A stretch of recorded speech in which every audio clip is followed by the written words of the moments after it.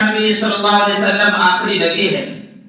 قیامت تک یہی نبی اور یہی قرآن اور یہی شریعت چلے گی. اللہ تبارک و تعالیٰ نے ہمیں ایسے نبی دیا جس کا کوئی مثال نہیں، اور ہمارے پاس ابھی ایسی موجود کتاب ہے اللہ تبارک و تعالیٰ کی دی ہوئی جس کی کوئی مثال نہیں. اب لوگ قرآن کریم کو چھوڑ کر، اللہ اور اس کے رسول کی باتوں کو چھوڑ کر اس دنیا سے تو وہ زندگی گزار لے گا، لیکن آخرت کی جو زندگی ہے اللہ اور اس کے رسول کے طریقے سے چھوڑ کر اگر زندگی گزارے گا تو اس کے اس دنیا کو چھوڑنے کے بعد جو آخرت کی زندگی ہے اس میں اس کو مشکلات ہی وہ مشکلات ہے.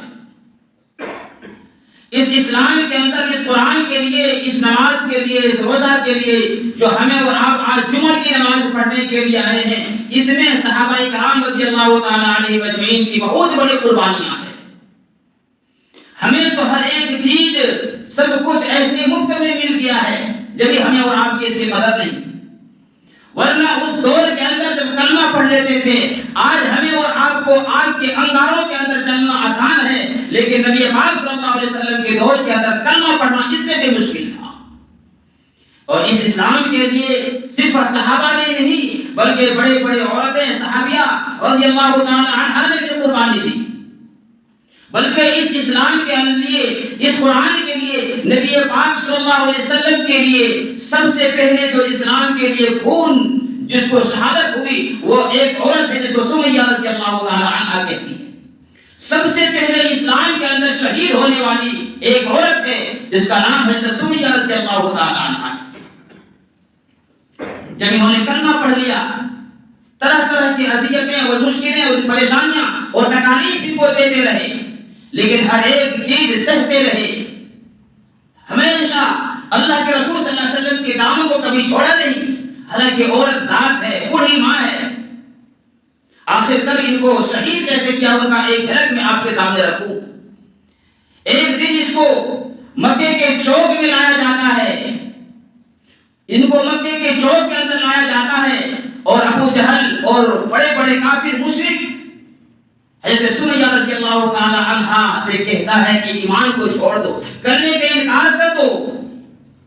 عزیز دوست بزرگو، لیکن جس کے دل کے اندر ایمان آ گیا ہو، جنہوں نے ایمان کے لذت چکھ لیا ہو، وہ ایمان کو کہاں سے چھوڑے؟ جنہوں نے کلمہ پڑھ لیا وہ کلمے کے معنی جانتا ہے، لا الہ الا اللہ محمد رسول اللہ صلی اللہ علیہ وسلم کے جو معنی کو جانتا ہے، یہ کلمہ کیا کہتا ہے، یہ کلمہ پڑھنے سے کیا ہوتا ہے، یہ کلمہ پڑھ کر ہمیں کیا ملتا ہے، آخرت کے اندر اس کلمے کی کیا ویلیو ہے، اللہ کی یہاں کیا اس کی پوزیشن ہے، یہ تو جاننے والا جس کے اندر ایمان آ گیا اس کو یہ معلوم پڑتا ہے.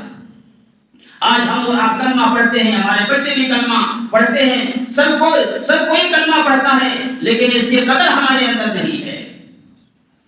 عزیز دوست بزرگو، سمیہ رضی اللہ تعالی عنہا کو چوک میں لاتا ہے اور ان کے دونوں پاؤں کے اندر، ایک پاؤں کے اندر رسی باندھتا ہے، ایک دوسرے پاؤں کے اندر رسی باندھتا ہے، پھر دونوں طرف ایک جانور اونٹ کو باندھ دیتا ہے. ذرا غور کرنے کی بات ہے، آج ہمیں اور آپ کو کہنا اور سننا بڑا آسان ہے، لیکن ذرا تصور کرو، اور پیچھے سے ان کے ہاتھ بنے ہوئے ہیں. عزیز دوستو، اب سمیہ رضی اللہ تعالی عنہا ابھی تو کرنے میں انکار کر دیتے نا، ان کے ہاتھ بنے ہوئے ہیں، کافروں نے ان کو جکڑا ہوا ہے، ان کے ایک پاؤں کے اندر ایک رسی، دوسرے پاؤں کے اندر دوسری رسی، اور دونوں جانب اونٹ کو باندھ دیتا ہے اور چلانے کا اس کو حکم دیتا ہے. اور ابو جہل حضرت سمیہ رضی اللہ تعالی عنہا کی آنکھوں کے اندر آنکھ ڈال کر فرمانے لگے، اور سمیہ اب بتاؤ کہ جان بچاؤ گی کہ ایمان؟ اب تو جان بچاؤ گی کہ ایمان بچاؤ گی؟ حضرت سمیہ رضی اللہ تعالی عنہا روتی نہیں، گھبراتی نہیں، پریشان نہیں ہوتی، اور کہتا ہے، او ابو جہل ذرا دیکھ تو صحیح اوپر. ابو جہل اوپر دیکھتا، فرمایا کیا یہاں کو کوئی نظر نہیں؟ فرمایا تجھے نظر نہیں آ رہا ہے لیکن مجھے جنت نظر آ رہی ہے. عزیز دوستو، سمیہ رضی اللہ تعالی عنہ کی آنکھوں کے اندر آنکھ میں ڈال کر ابو جہل کہتا ہے، اب بتاؤ جان بچاؤ گی کہ ایمان؟ سمیہ کہنے لگے کہ اے ابو جہل، یہ جان تو آنی جانی ہے، اسے کون بیوقوف بچاتا پھرے؟ اللہ رب العزت نے ہمیں ایک جان دی ہے، اگر ہم کو قیامت تک اللہ تبارک و تعالیٰ جان دیتا رہے، اللہ کے رسول کے محبت میں اپنی جان کو قربان کر دوں گی، لیکن ایمان دامن سے نہیں چھوڑوں گی۔ اس جہل نے، اس کافر نے، ابو جہل نے حضرت سمیہ رضی اللہ تعالیٰ عنہ کے شرمگاہ کے اندر برچھا مار کر شہید کر دیا۔ عزیز دوستو، آج ہمیں اور آپ کو کہنا اور سننا کتنا آسان ہے، لیکن ذرا تصور تو کرو، آج ہمیں تھوڑی سی تکلیف ہو جاتی ہے، ہم کتنا پریشان ہو جاتے ہیں، لیکن اس کو اس تکلیف کے اندر کوئی پریشان نہیں، کیوں کہ اس کے اندر ایمان ہے، اور جس کے اندر ایمان آ جاتی ہے ہر ایک کام کرنا ان کے لیے آسان ہو جاتا ہے۔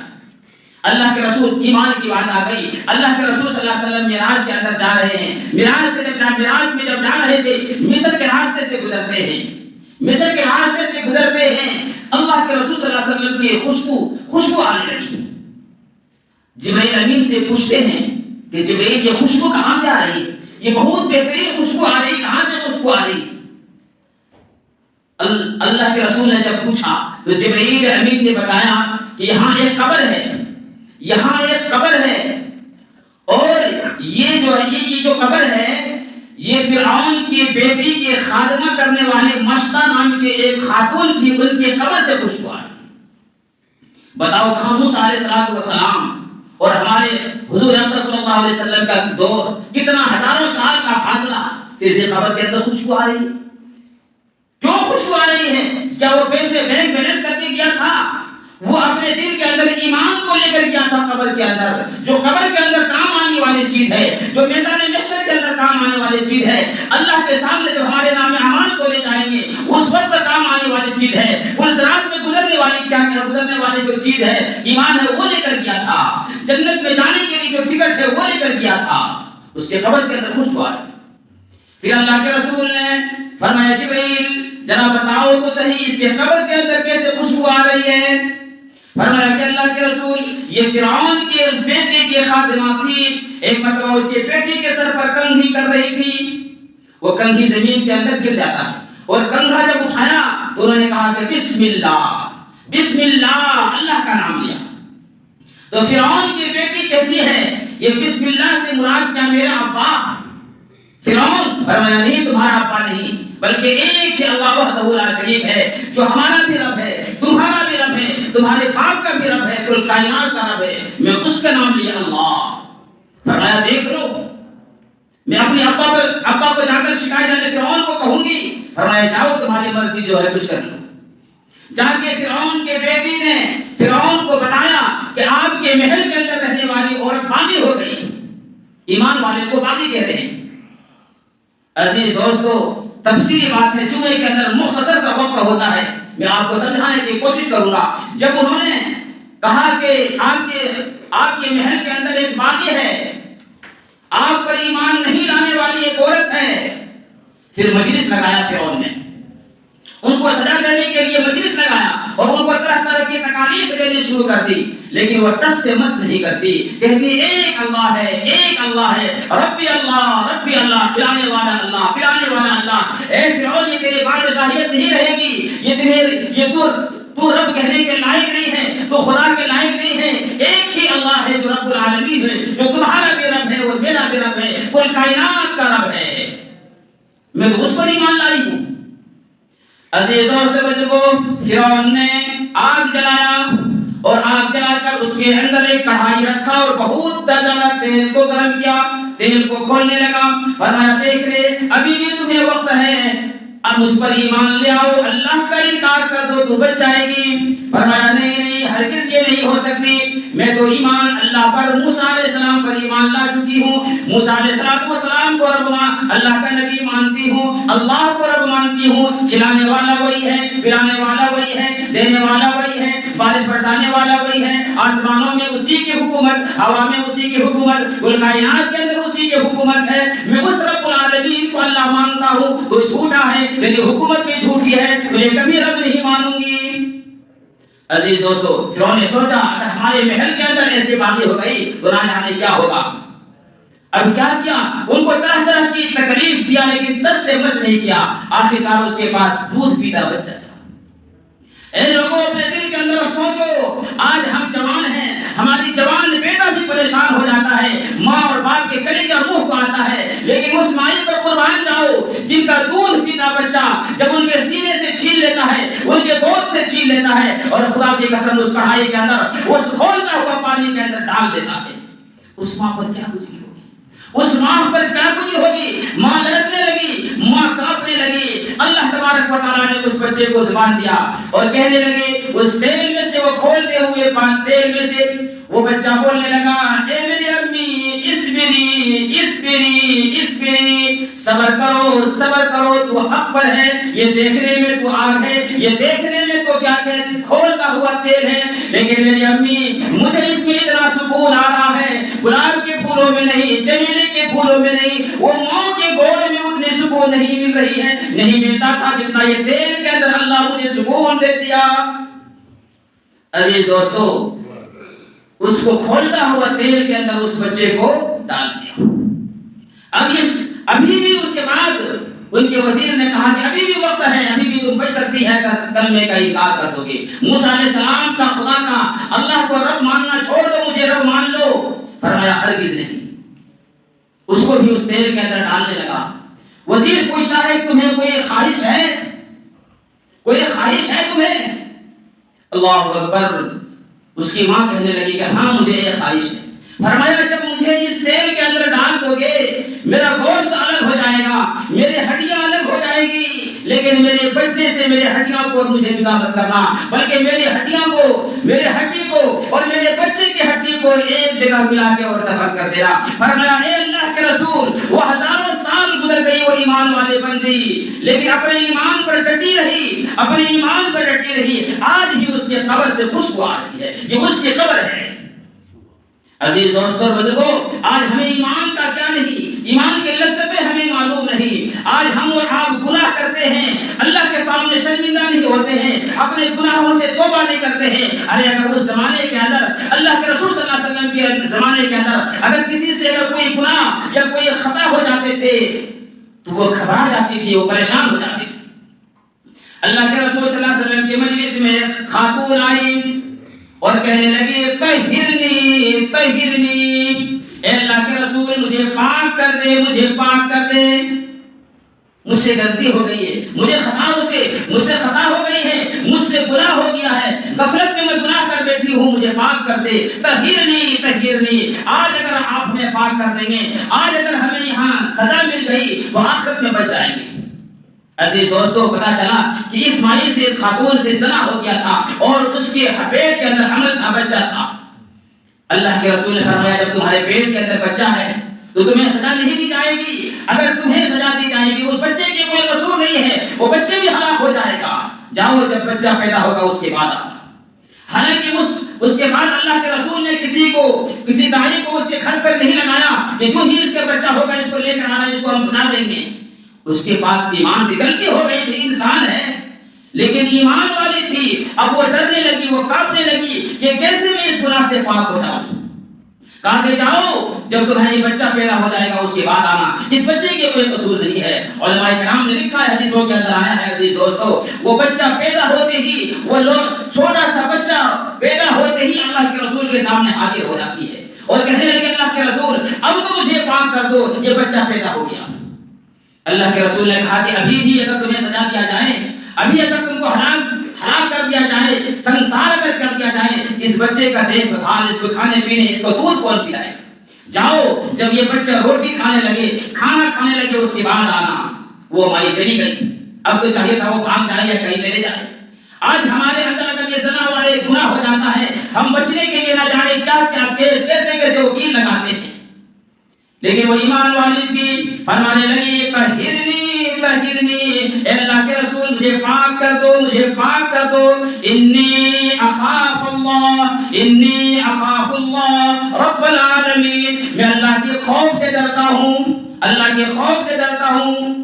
عزیز دوستو، ابھی سال بھر 1.5 مہینہ ہوا اور ہاتھ کے اندر روٹی کا ٹکڑا دے کر اللہ کے رسول کے سامنے وہ دوبارہ وہ مائی حاضر ہوتی ہے اور فرمانے لگی اے اللہ کے رسول اب تو مجھے پاک کر دو، میں اس زمین کے اندر رہنے کے قابل نہیں ہوں، آج اگر ہم کو قرآن کا حد جاری کر دو، قرآن کا قانون مجھ سے نافذ کر دو۔ قرآن پڑھی لکھی تھی، قرآن پڑھنے والے سمجھنے والی، آج کل کے مائیں اور ہم اور آپ قرآن پڑھتے ہیں کب؟ قرآن کے حدود، قرآن کے حد کے بارے میں ہمیں نہیں معلوم، قرآن کیا فیصلہ کر رہا ہے، بے نمازی کے بارے میں کیا قرآن کہہ رہا ہے، چور کے بارے میں کیا قرآن کہہ رہا ہے، زنا کے بارے میں کیا قرآن کہہ رہا ہے، شراب پینے والے کے بارے میں کیا کہہ رہا ہے، جوا کھیلنے والے کے بارے میں قرآن کیا کہتا ہے، ناحق فیصلہ کرنے والے کے بارے میں قرآن کیا کہتا ہے، غیبت کرنے والے کے بارے میں قرآن کیا کہتا ہے، ناحق انصاف کرنے والے کے بارے میں قرآن کیا کہتا ہے، ماں باپ کو خدمت نہ کرنے والے کے بارے میں قرآن کیا کہتا ہے، معاملات کے اندر قرآن کیا کہتا ہے، دکان کے اندر بیٹھو تو قرآن کیا کہتا ہے، بیچنے والے کے بارے میں قرآن کیا کہتا ہے۔ آج ہمیں اور آپ کو یہ سب کہاں ہے؟ آج تو ہمیں اور آپ کو قرآن صرف ہم اس وقت کھولتے ہیں، قرآن ہم اس وقت جانتے ہیں جب ہمارے گھر کے اندر کوئی انتقال ہو گیا، جب ہمارے گھر کے اندر کوئی مر گیا، اس وقت ہمیں قرآن نظر آتا ہے۔ لیکن یہ مائی ہے جس سے گناہ ہو گیا ہے، کہتا ہے اللہ کے رسول مجھ سے خطا ہو گئی ہے، مجھ سے ظلم ہو گیا ہے، میں بہت بڑا گناہ کر لیا ہوں، قرآن کا حد جو ہے، قرآن کا جو قانون ہے، قرآن جو اس کے بارے میں کہتا ہے، وہ جلدی مجھ پر کیا کہ قانون نافذ کیجیے، حد جاری کیجیے، ورنہ اللہ تبارک و تعالیٰ کہ ہمیں پکڑے جاؤں گی، میں آخرت کی سزا کو برداشت کرنے والی میں نہیں ہوں، میں جہنم کے عذاب کو برداشت نہیں کر سکتی۔ آج دنیا کے اندر اگر مجھے یہ سزا مل جائے گی، آخرت کے اندر میں بچ جاؤں گی۔ عزیز دوست بزرگوں، آخر کر اس کو قرآن کی حد، جب زنا کا جو حکم ہے قرآن نے، وہ جو فیصلہ کیا ہے، وہ اللہ کے رسول نے اس کو فیصلہ سنایا۔ یعنی میرا کہنے کا مطلب یہ ہے، جب ایمان انسان کے اندر آ جاتا ہے، دل کے اندر ایمان آ جاتا ہے، ہم اور آپ ایمان والے بن جاتے ہیں، ہمیں ہر چیز آخرت کی اچھی لگتی ہے۔ آج اگر ہمارے دلوں کے اندر ہم مسلمان کہلاتے ہیں، ایمان والا کہلاتے ہیں، ایمان کے والے گھر کے اندر پیدا ہوئے ہیں، لیکن ہمارے دل کے اندر، ہمارے شریعت، ہمارے معاملات کے اندر، ہم اپنے ہر ایک چیز کے اندر شریعت کو نہیں لا رہے ہیں۔ یاد رکھو عزیز، یہ دنیا کی آگ، اس جہنم کی آگ، یہ دنیا کی آگ اس آگ سے پناہ مانگتی ہے۔ ہمیں اور آپ کو دنیا کی آگ برداشت نہیں ہوتی، دنیا کی ٹھنڈی برداشت نہیں ہوتی، دنیا کی گرمی برداشت نہیں ہوتی ہے۔ ارے وہ جہنم کی آگ جو دنیا کی آگ اس سے پناہ مانگتی ہے، انسانوں اگر اس کے اندر ڈال دیا جائے گا، ہم اور آپ کیسے اس کو برداشت کریں گے؟ حدیث کے اندر آیا ہے، سب سے کم جو جہنم کے اندر عذاب ہوگا، وہ 2 چنگاری انسان کے تلوے کے اندر نیچے رکھ کر اس کو کھڑا کر دے گا، جس کی وجہ سے اس کے پورے بدن، اس کے دماغ کھولے گا اور وہ انسان سوچے گا کہ جہنم میں سب سے زیادہ تکلیف مجھے ہو رہی ہے، حالانکہ سب سے کم تکلیف اس کو ہے۔ ارے وہ پہاڑوں کی آگ کے اندر کیسے جاؤ گے؟ وہ پہاڑوں کی آگ کے اندر کیسے چلو گے؟ عزیز دوستو، اپنے جسم کو آج ہم اور آپ اپنے فٹ رہنے کے لیے نہ جانے کیا کیا کرتے ہیں، لیکن جو اصل زندگی ہے، جہاں کے لیے ہمیں اور آپ کو فٹ کرنے چاہیے، اس چیز کے اندر ہمیں اور آپ کو پرواہ نہیں ہے۔ اللہ کے رسول صلی اللہ علیہ وسلم نے فرمایا، ایک چھوٹی سی حدیث، اللہ کے رسول صلی اللہ علیہ وسلم نے فرمایا بتاؤ غریب کون ہے؟ فرمایا کہ بتاؤ غریب کون ہے؟ صحابہ نے کہا کہ اللہ کے رسول جس کے پاس مال نہیں، دولت نہیں، کھانے پینے کی کوئی چیز نہیں ہے، وہ غریب ہے۔ اللہ کے رسول نے فرمایا نہیں وہ غریب نہیں ہے، وہ غریب نہیں ہے، بلکہ غریب تو وہ شخص ہے جو دنیا کے اندر نماز بھی پڑھتا ہوگا، زکات بھی دیتا ہوگا، حج بھی کرتا ہوگا، صدقہ خیرات بھی دیتا ہوگا، یہ کام کرتے ہوں گے، اور دوسرے کے حقوق کے اندر دوسرے کو چغلی کرنے والا، کسی کی غیبت کر دی، کسی کو ناحق ستا دیا، بھائی کا مال کھا لیا، وہ جو کل قیامت کے لیے اللہ تبارک و تعالیٰ کے اندر حضور پیش ہوگا، اللہ تبارک و تعالیٰ جب اس کے نام اعمال کھولیں گے، فرمائے گا اس کا حق دو، اس کا حق دو۔ حالانکہ وہ نمازی بھی تھے، نماز پڑھتا تھا، لیکن دنیا کے اندر معاملات کے اندر انصاف نہیں کیا، آخر کر وہ سارے کے سارے نیکی دوسرے کو دے دیا اور یہ خالی ہاتھ ہو گیا اور جہنم کے اندر چلا گیا۔ غریب اور مفلس آدمی تو یہ ہے۔ اس لیے عزیز دوست بزرگوں، ہمیں اور آپ کو چاہیے چھوٹے بڑے کا خیال کریں، ماں باپ کی خدمت کریں، بڑوں کا عزت کریں، اور عزیزوں دوست بزرگوں، یہ دنیا کے حالات ہمارے سامنے ہے، اللہ کے سامنے توبہ کر لو، اللہ کے سامنے توبہ کر لو۔ میں ہمیشہ کہتا ہوں ابھی وقت ہے، ابھی موقع ہے، ابھی آنکھ بھی ٹھیک ہے، زبان بھی ٹھیک ہے، کمر بھی ٹھیک ہے، ارے اللہ کے سامنے جھک جاؤ، ابھی توبہ کرو، اللہ صرف دل سے توبہ کرو گے، اللہ تبارک و تعالیٰ معاف کر لے گا۔ توبہ جب انسان کرتا ہے، اللہ تبارک و تعالیٰ اتنا خوش ہوتا ہے۔ اگر ہمارا جوان بیٹا، کسی کا کوئی آدمی گم ہو جائے اور پریشان ہو جائے اور تلاش کر رہا لیکن کہیں نہیں ملتا، اور اچانک وہ انسان انسان مل جاتا ہے تو انسان کو کتنا خوشی ہوتی ہے کہ میرا فلاں آدمی مل گیا، میرا سب کچھ مل گیا۔ جب کوئی انسان توبہ کرتا ہے، کوئی گنہگار اللہ کے سامنے توبہ کرتا ہے، اللہ ایسے ہی خوش ہوتا ہے۔ اللہ رب العزت سے دعا ہے اللہ رب العزت ہمیں اور آپ کو کہنے سننے سے زیادہ عمل کی توفیق عطا فرمائے۔ ما توفیق